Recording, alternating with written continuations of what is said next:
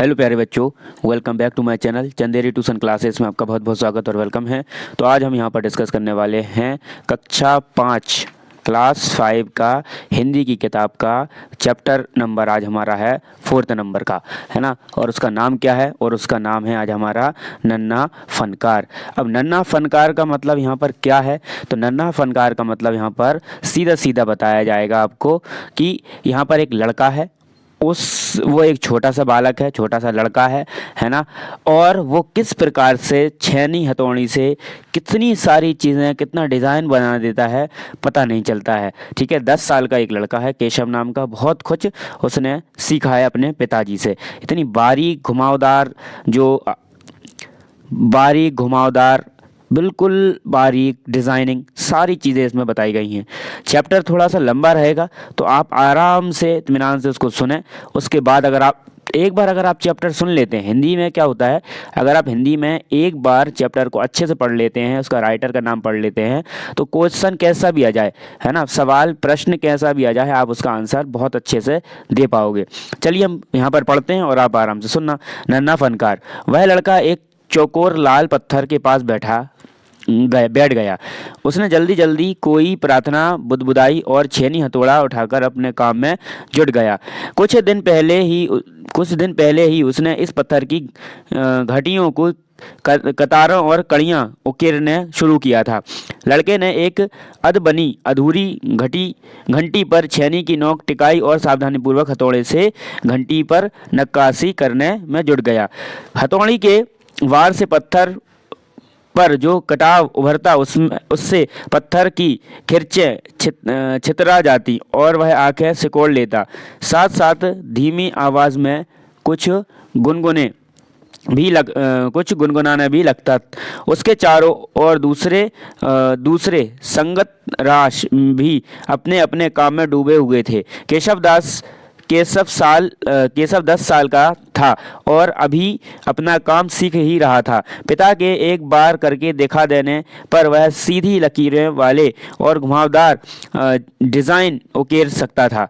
अब तक उसने नक्काशी को जो भी काम किया था उनमें से इन घंटियों को बनाना ही सबसे ज़्यादा मुश्किल था। केशव जानता था कि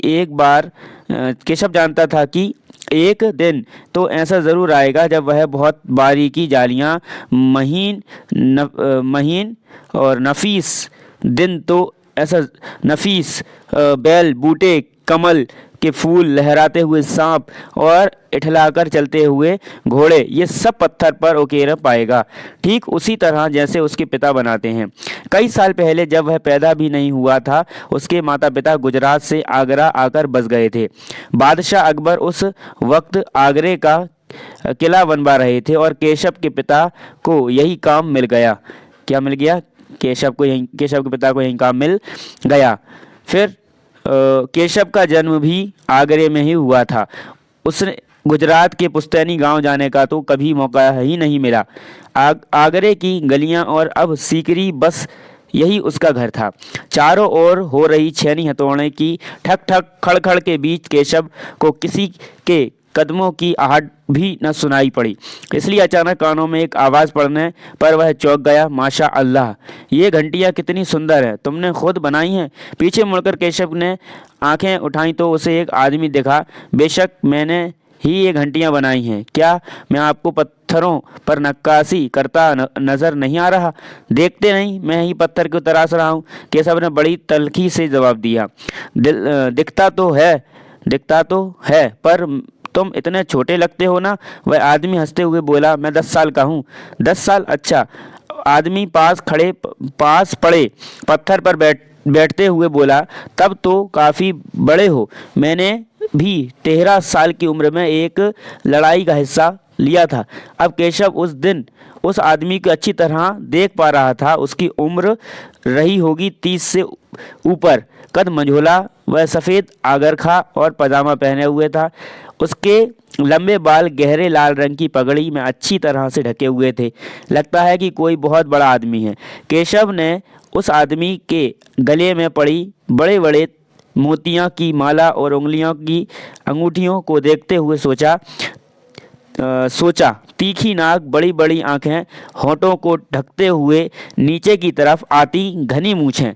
केशव उस आदमी के व्यक्तित्व को मुआयना कर ही रहा था कि तभी उस आदमी ने एक नक्काशी की तरफ इशारा करते हुए कहा, इस लड़ी में अभी काफ़ी काम बाकी है। इससे पहले कि केशव कोई बात करता तो उसने किसी की तेजी से दौड़ कर आने की आवाज़ सुनी। यह और कोई नहीं, महल के पहरेदार था। हुजूर माफ़ करें, मुझे आपके आने का पता नहीं चला, हाँफते हुए उसने कहा। फिर वह मुड़कर भौचक से खड़े केशव को घूरते हुए बोला, बेवकूफ़, खड़े हो। हुजूर आला के सामने बैठने की ज़रूरत कैसे की तूने? झुककर सलाम कर इन्हें। अब केशव का माथा ठनका। उसे कुछ कुछ समझ आ रहा था। बदहवासी में छेनी हाथ से छूटकर नीचे गिरी और वह जल्दी से उठकर खड़ा हो गया। अरे कहीं ये बादशाह अकबर तो नहीं? ये ख्याल आते ही उसने झुककर सलाम किया और खरगोश की सी कतार नज़रों में अकबर को देखने लगा। अकबर को पहरेदार की यह दखल अंदाजी भली न लगी। उन्होंने खींचकर पहरेदार को वहां से जाने का इशारा करते हुए कहा, ठीक है सिपाही, कुछ देर के लिए हमें अकेला छोड़ दो। पहरेदार तो चला गया मगर केशव असमंजस में था कि उसे क्या करना चाहिए, वापस आना, अपना नक्काशी का काम शुरू करे या फिर बादशाह के हुक्म का इंतजार में खड़े रहे। दिल तो उसकी अभी भी धक धक कर रहा था। हाँ, अब वह डरा हुआ नहीं था क्योंकि अकबर प्यार से उसे देखते हुए मुस्कुरा रहे थे। ठीक है, तुम्हारा नाम क्या है? अकबर ने नर्म आवाज़ी से पूछा। केशव, उसने नपा तुला जवाब दिया। केशव, क्या तुम मुझे नक्काश करना सिखाओगे? उलझन में पड़े केशव ने तुरंत सिर हिला दिया। तब तो तुम्हें मेरे लिए हथौड़ी और छेनी का भी इंतजाम करना होगा। केशव फुर्ती से अपने पिता के पास भाग गया और उनकी छेनी हथौड़ी उठाकर उल्टे पांव लौट आया। दोस्ताना अंदाज में अकबर केशव के पास जमीन पर बैठ गए और पास में पड़े पत्थर को खींचते हुए बोले, ठीक है, अब बताओ कि मुझे क्या करना है। केशव ने संदेश भरी नज़रों से अकबर की ओर देखा। हुजूर, क्या आप यह सब करेंगे? क्यों नहीं, मुझे तो विश्वास है कि मैं सीख ही लूँगा। नहीं, मेरा मतलब यह नहीं था। केशव सकपका गया। दरअसल मैं कहना चाहता हूँ कि आप इतने बड़े बादशाह हैं, ये ठीक नहीं लगता। उसने कुछ अनमने भाव से कहा। अकबर हंसकर बोले, अच्छा, लेकिन पिछले हफ्ते तो मैंने मिट्टी से भरी डलिया ढोने से किसी की मदद की थी। क्या यह काम उससे भी ज़्यादा मुश्किल है? केशव अभी भी असमंजस की स्थिति में था। वह अकबर के पास बैठ गया और उन्हें छेनी पकड़ाने का सही तरीका सिखाने लगा। फिर जैसे कि केशव के पिता ने उसे सिखाया था। उसने कोयले के टुकड़े से पत्थर पर लकीरें खींचकर एक आसान सा नमूना बनाया और गंभीरता से कहा कि देखिए, सिर्फ इन्हीं लकीरों को बहुत ध्यान से तराशना है। अकबर ने पत्थर पर छेनी रखी और जोर से हथौड़ा वार किया। उसमें कटाव ज़्यादा गहरा हो गया। अरे, नहीं, केशव ने तुरंत गलती पकड़ी। हथौड़े की आहिस्ता से मारना है, ऐसे उसने करके दिखाया। और हाँ, अपनी आंखें थोड़ी मीच कर रखें, वरना किरचे उड़कर आंखों में चली जाएंगी। अकबर मुस्कुराए। जी हुजूर। जवाब में केशव भी मुस्कुरा उठा। वह भूल भी गया था कि उसकी बगल में बैठा यह व्यक्ति हिंदुस्तान का बादशाह है। वह अनाड़ी से वयस्क पर अपने काम की धाक जमाने में उसे मज़ा आ रहा था। वह बड़े से ध्यान से देख रहा था कि अकबर किस तरह लकीरें के उकोर रहे हैं। बादशाह से ज़रा सी भी चूक हो जाने पर फौरन उसकी त्योरियां चढ़ जाती। काम करते करते अकबर पूछ बैठते हैं, केशव सही नहीं है क्या? और केशव सिर हिलाकर अपनी असहमति जता देता है। अकबर इत्मीनान से बैठ गए और केशव को काम करते हुए देखने लगे।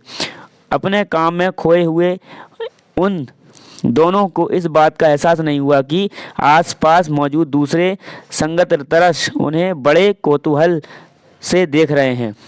ठीक है, कौतूहल से देख रहे हैं। अकबर ने गौर किया कि केशव पत्थर पर बने नमूने ही नहीं तराश रहा था, बल्कि वह अपनी तरफ से भी उनमें कुछ जोड़ रहा था, जिससे वे डिज़ाइन ज़्यादा खूबसूरत लग रहे थे। लड़के के काम में ज़्यादा अंदाजा को देखकर अकबर ने धीमे से कहा, केशव देखना, एक दिन तुम बड़े फनकार बनोगे। हो सकता है कि तुम एक दिन मेरे कारखाने में काम करो। कारखाना? कैसा कारखाना? बस एक बार ये महल तैयार हो जाए और लोग आगरा से आकर यहाँ रहने लगें, तब मैं कारखाना बनवाऊंगा। इन कारखानों में मेरी सल्तनत के सबसे बढ़िया फनकार और शिल्पकार काम करेंगे। चित्र बनाने वाले कलाकार, गलीचे के बुनकर, संगत रत्नरस, पत्थर और लकड़ी पर नक्काशी करने वाले शिल्पकार, सभी वहाँ काम करेंगे। केशव का चेहरा चमक उठा। वह मुस्कुराते हुए बोला, मैं वहाँ ज़रूर काम करूँगा, मैं वहाँ ज़रूर काम करूँगा। जाते हुए बड़े प्यार से केशव का कंधा थपथपाया और कहा, अच्छा बेटा, अपना काम जारी रखो। हुजूर, क्या आप दोबारा आएंगे? केशव ने बड़ी उत्सुकता से पूछा। मैं ज़रूर आऊँगा केशव। फिर तो पूरे दिन संगत रसों के बीच केशव की धूम मची रही। वह बार बार बादशाह से हुई मुलाकात सबको सुनाता रहा। रात हो चली थी। क्या हो चली थी? रात हो चली थी। केशव बहुत थका हुआ था, पर आंखों में नींद कहाँ। वह धीरे से अपने पिता के बिस्तर में घुस गया। पिता ने मुस्कुराकर कहा, तुम तो अभी से इतने प्रसिद्ध हो गए हो। बादशाह सलामत ने कहा कि मैं एक दिन में तुम्हें बहुत बड़ा कलाकार बनूंगा। अपने सिर को पिता की बाहों में सहराते टिककर केशव धीरे से बोला, हमारे बादशाह बहुत ही नेक इंसान हैं।